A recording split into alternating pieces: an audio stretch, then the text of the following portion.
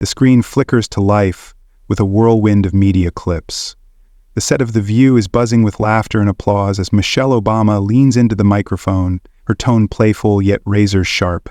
"Donald Trump," she says, pausing for dramatic effect, "is a pathetic loser. He couldn't even keep a wall standing, let alone a marriage." The audience erupts, hosts high-five, social media begins to boil, split screens, show TikToks, YouTube Shorts, Instagram Reels, and endless retweets.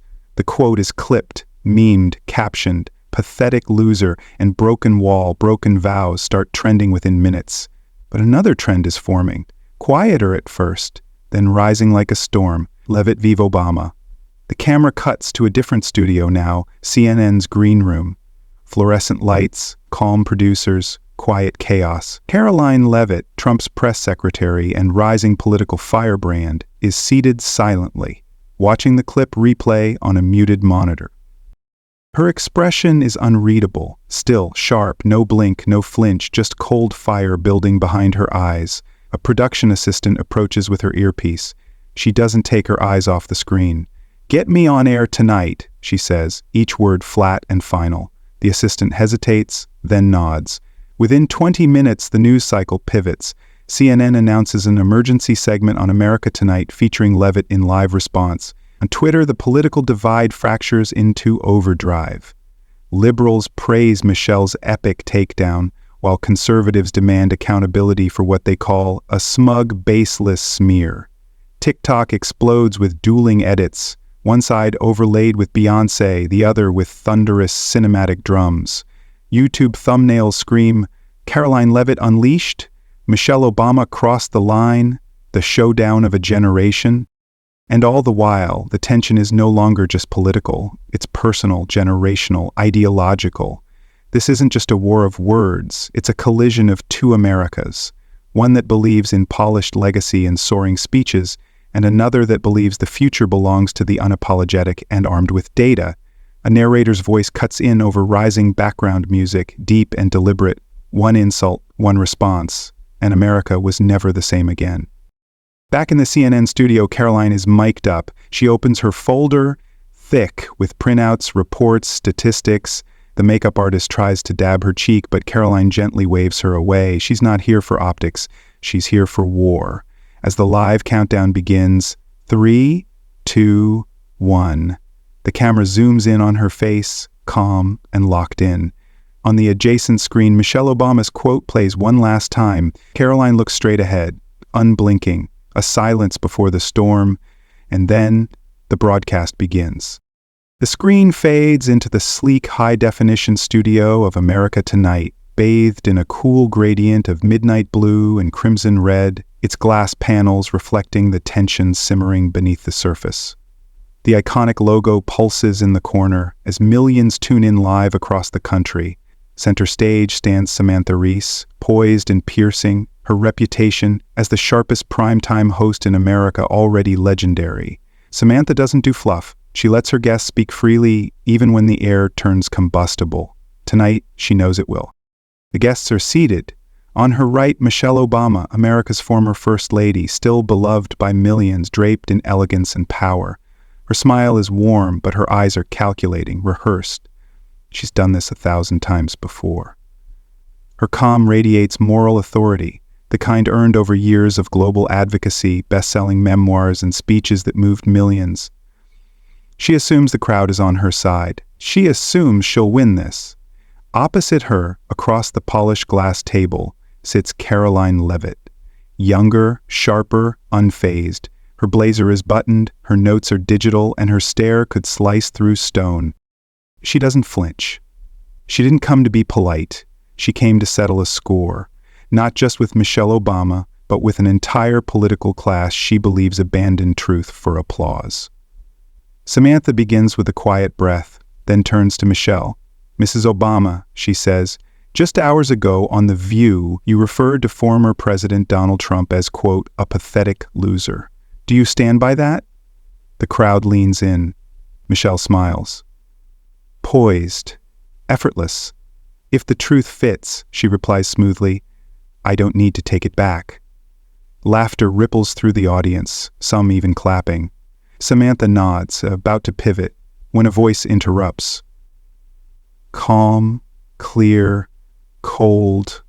You laughed at a man who deported 1,100 convicted criminals, Karoline says, not raising her voice. You mocked the only administration that brought $1 trillion, 0 cents in manufacturing back to American soil. The only administration that negotiated the release of American hostages without $1 of ransom. You mocked the man who stood up for the working class when no one else did. So yes, I'm here to answer that. The laughter fades. Michelle's expression doesn't break, but her eyes flick to Karoline with new precision. This wasn't going to be a ceremonial segment, it was going to be a war. Samantha, ever the conductor, cuts in. Let's begin where this all started. Immigration. Mrs. Obama, you criticize President Trump's deportation policy as cruel. Can you elaborate? Michelle turns back to the host. Cruelty is separating children from their parents. Cruelty is treating asylum seekers like criminals. We don't need numbers to justify injustice. We need to remember our humanity. Applause again, louder this time. She knows how to work a crowd. Karoline listens, motionless. Samantha turns to her. Karoline, how do you respond to that? Karoline nods once and taps her tablet. 1,102, she says. That's how many convicted criminals were deported under Trump's immigration enforcement in the first 16 months. Human traffickers. Repeat violent offenders. MS-13 members. We didn't separate families, we removed threats. And yes, we kept kids safe. Safe from the ones you let in.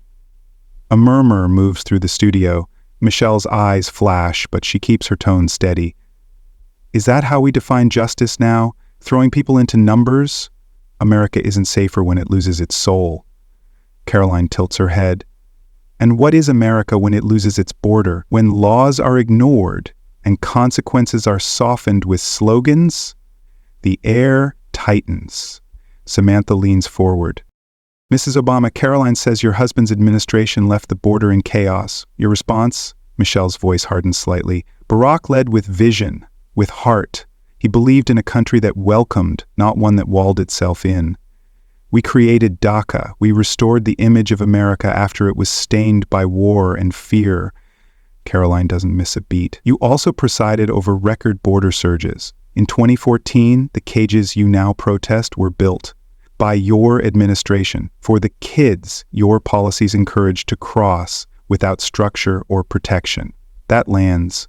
Michelle opens her mouth, but stops.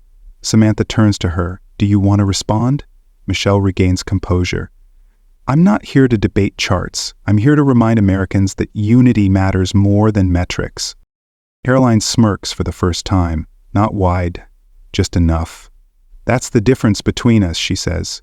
You sell feelings, I bring facts. The crowd stiffens. Applause breaks out, hesitant but growing. Michelle straightens, now fully locked into the confrontation.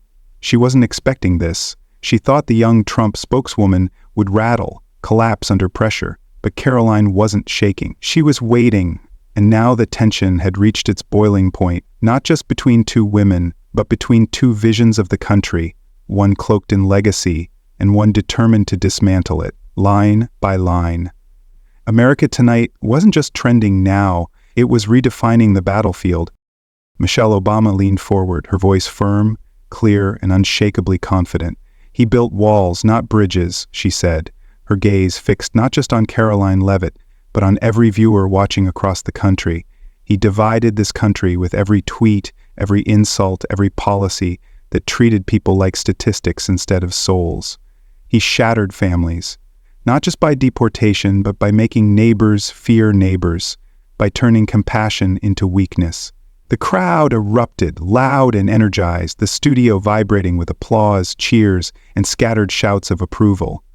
Michelle didn't pause. She pressed further, drawing on the cadence and emotional depth that had made her one of the most revered speakers in modern American politics. We are a country of immigrants, of stories, of hope, and no matter how many spreadsheets you bring, Karoline, you can't reduce humanity to a bar graph. Unity isn't a number. It isn't a talking point. It's who we are. It's what we stand for. The applause swelled again, drowning out even the host's voice. A chant began in the back, "Michelle, Michelle!" and for the first time in the debate, Karoline Leavitt blinked. She sat still, hands tight around her digital binder, waiting for the noise to settle.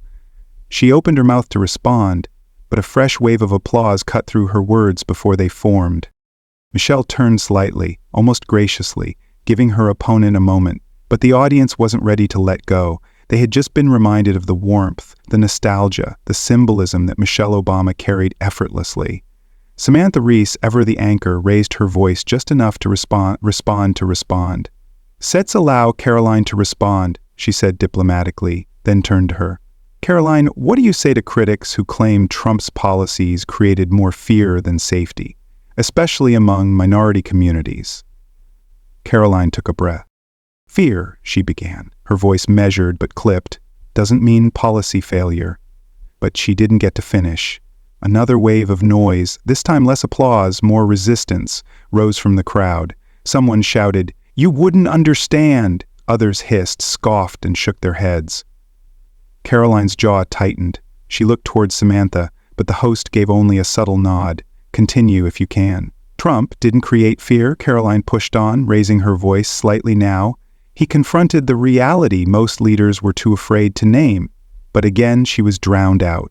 Michelle sat calmly, watching the struggle unfold with quiet command. This round belonged to her.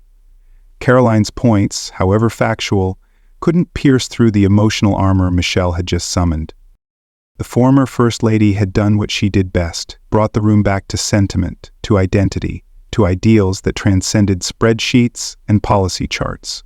Leavitt clenched her jaw slightly tighter, realizing that for now, she couldn't out-argue the memory of Michelle's legacy or the warmth people still attached to her words. Samantha leaned back, glancing at both women, allowing the tension to linger just long enough. The momentum had shifted. For now, Michelle had landed a powerful blow, not with data, but with emotion, tone, and memory, and Karoline knew this wasn't just a debate, it was a battle of perceptions. And this round, she'd lost it. The applause had faded, the emotional wave receding, and in the silence that followed, Karoline Leavitt made her move. She opened her digital binder with a precise flick, her voice low but sharpened to a blade. "Since Mrs. Obama wants to talk about who we are," she began, "let me tell you what we did." She tapped her tablet, and behind her, the screen lit up with a stark list, names, charges, states. "Here are the 1,102 convicted criminals deported in President Trump's first 16 months. Individuals charged with rape, drug trafficking, child exploitation, violent assault. These aren't families looking for hope. They're predators who exploited our border system." A murmur passed through the audience, more tense than hostile. Karoline clicked again. A U.S. map appeared, each state flashing with crime data tied to deportation cases. "You don't have to like Trump," she continued, eyes never leaving Michelle. "But you can't deny that when he said America first, he meant protecting Americans first." Michelle straightened in her chair, sensing a shift. Karoline wasn't shouting. She wasn't even angry. She was surgical, calm, dangerous. Then came the pivot, swift and devastating. "And while we're revisiting history," Karoline added, "let's talk about cages. Everyone remembers the photos, the outrage, the headlines blaming Trump. But the truth? Those cages were built in 2014 under your husband's administration. That's not political spin. That's federal record." Michelle's lips parted. "That's taken out of context," she began, but Karoline was ready. She stepped into the interruption without raising her voice. "No, Mrs. Obama, the context is failure. Economic, moral, and logistical failure. You built the infrastructure you later weaponized against us. You created the problem and blamed the solution." The room grew still. The crowd, once charged with applause, now sat silent. Even Samantha Reese didn't intervene. The data was too real, too raw. Karoline tapped the screen again, revealing a second set of figures: economic growth, manufacturing investment, trade rebalancing, all under Trump. Your administration lost over 200,000 manufacturing jobs. Ours brought back over $1 trillion in commitments. You exported apologetic diplomacy. We negotiated results. You want to talk about hope? Hope is having a job. Hope is knowing your kids are safe from fentanyl trafficked across a border your husband refused to secure. Michelle blinked. Once, Twice, her rhythm had broken. The flow that carried her through the emotional round was gone. She wasn't just debating anymore, she was defending. And she didn't have the numbers. Karoline lowered her tablet, her voice cooling even further. You called Donald Trump a pathetic loser. But facts don't lose, Mrs. Obama. Policies don't lose. America didn't lose under Trump. It got stronger. And no amount of charm or memory can erase that. The crowd didn't cheer. Not yet. They were processing. The weight of evidence had silenced the room, not with rage, but with reason. And for the first time that night, Michelle Obama had no words. Karoline Leavitt didn't hesitate. With a tap on her tablet, the massive studio screen behind her lit up, illuminating 3 brutal columns of data that seemed to cast a colder light across the room. Side by side, the numbers stood stark, undeniable. Trump versus Obama, category by category, statistic by statistic. Criminal deportations, Trump 1,102. Obama 562 during the same period. Manufacturing investment, Trump $1,100 billion, 0 cents. Obama $480 billion, 0 cents. American hostages freed, Trump 5, Obama 0. The silence in the studio was no longer respectful. It was electric. Karoline didn't gloat, she didn't gesture. She simply let the facts settle like a verdict read aloud. I'm not here to sell sentiment, she said, her voice even, almost soft. These are not my opinions. They're your numbers, your record, your legacy. The camera lingered on Michelle Obama, who sat still, her hands clasped, her expression composed but clearly recalculating. Karoline continued, while your administration gave speeches about unity, we gave action. While your platform emphasized feelings, we focused on delivering for the American people. Michelle blinked but held her composure. Then, with the practiced grace of a seasoned orator, she leaned forward, letting the familiar rhythm return to her voice. We governed with heart, she said, with soul. We believed that decency and compassion were not optional but essential, that numbers only tell part of the story and the rest, the part that lifts a nation, is measured in the lives we touched. A few members of the audience clapped, more out of habit than conviction. The applause was polite, but the emotional tide had shifted. Karoline looked toward Michelle, not with disdain, but with a cold finality. Soul doesn't secure borders, she said flatly. Heart doesn't bring back jobs. Hope doesn't rescue American citizens from hostile regimes. Leadership does. The words were like a scalpel. Quiet, clean, devastating. The crowd didn't react immediately. For a moment, the entire room seemed to exhale. Then the applause came, louder than any moment before, this time for Karoline. It wasn't just partisan support.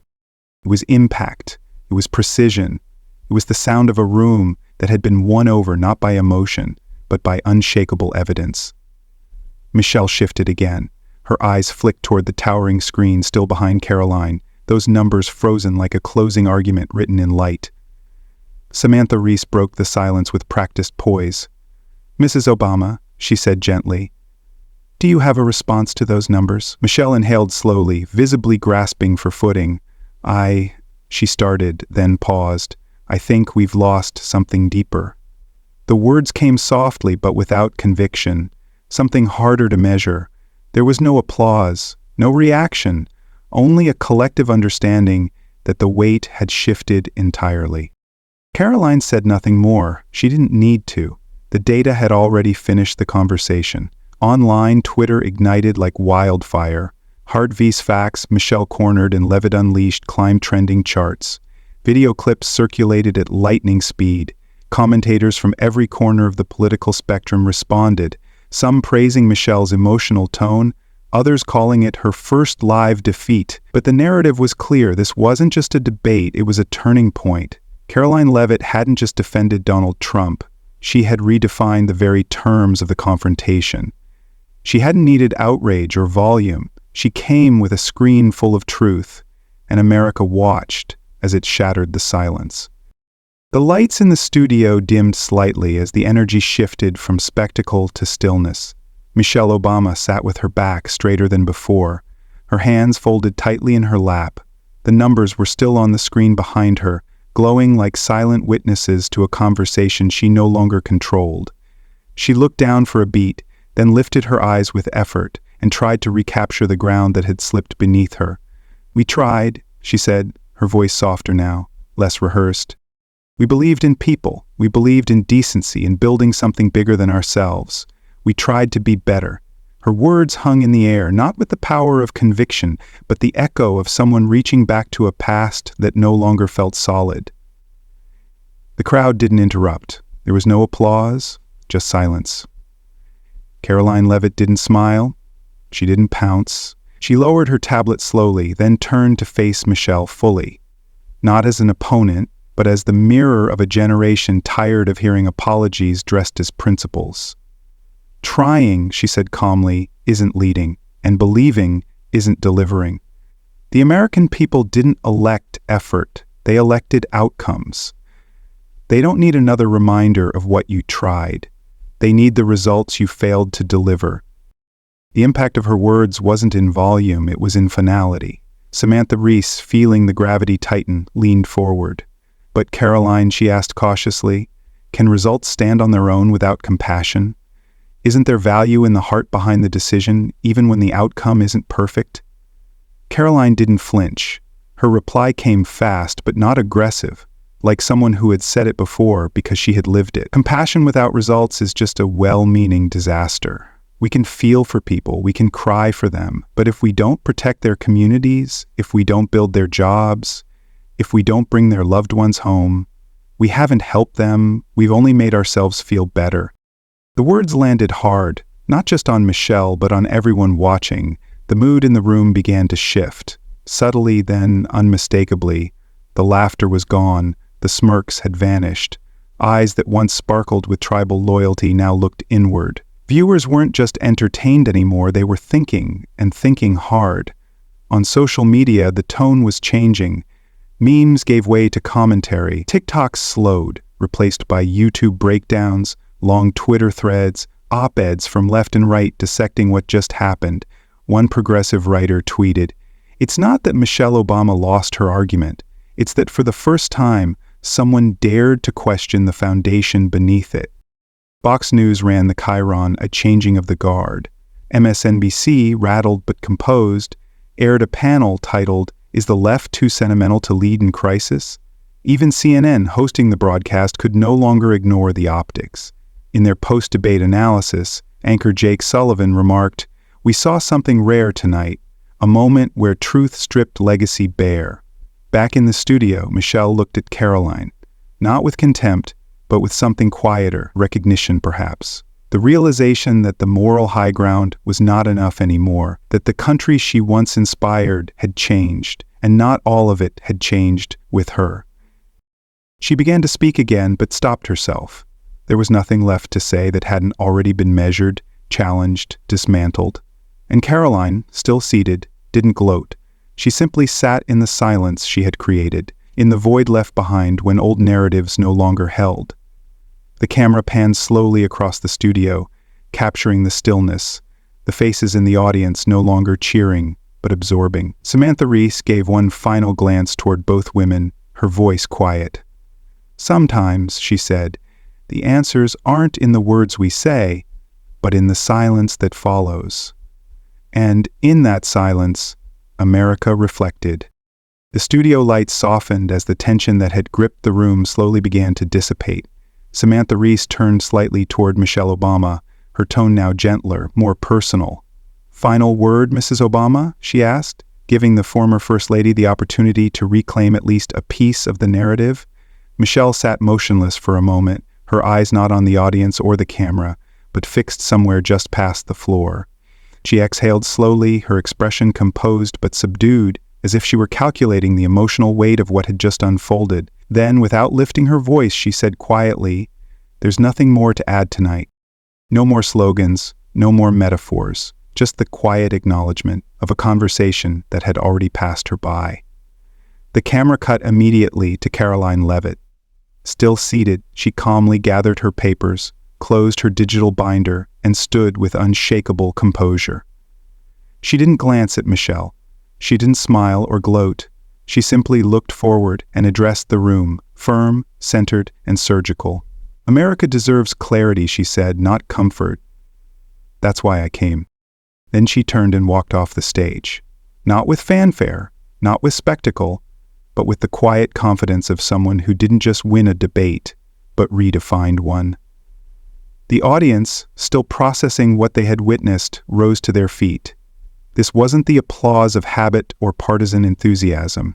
It was the kind that followed disruption, the kind that came when something undeniable had just occurred. Some clapped with hesitation, others with the kind of force only awe can summon, but they all stood. As Karoline disappeared behind the curtain, the camera panned across the room, then transitioned into a rapid-fire montage that lit up screens across the nation. Clips of the debate flooded social media, Karoline's cold precision, the side-by-side data slides, Michelle's hesitation, the final quotes that had silenced the crowd. She Came Prepared trended within 30 minutes, hitting over 200 million impressions by midnight. On YouTube, debate breakdowns multiplied by the hour. On Twitter, journalists called it the most significant live political exchange since 2016. Think pieces emerged across ideological lines, not debating whether Karoline won, but exploring how Michelle, once untouchable, had faltered. CNN's own Chiron that night read, "Legacy collides with logic." One analyst called it the night narrative lost to numbers. Another, the passing of the torch from sentiment to strategy. The final image faded to black, no music, just one white line of text, steady and unblinking on the screen. She didn't come to argue. She came to expose. And that night, America couldn't look away. The screen went dark, the credits rolled, but for millions watching, the conversation had only just begun.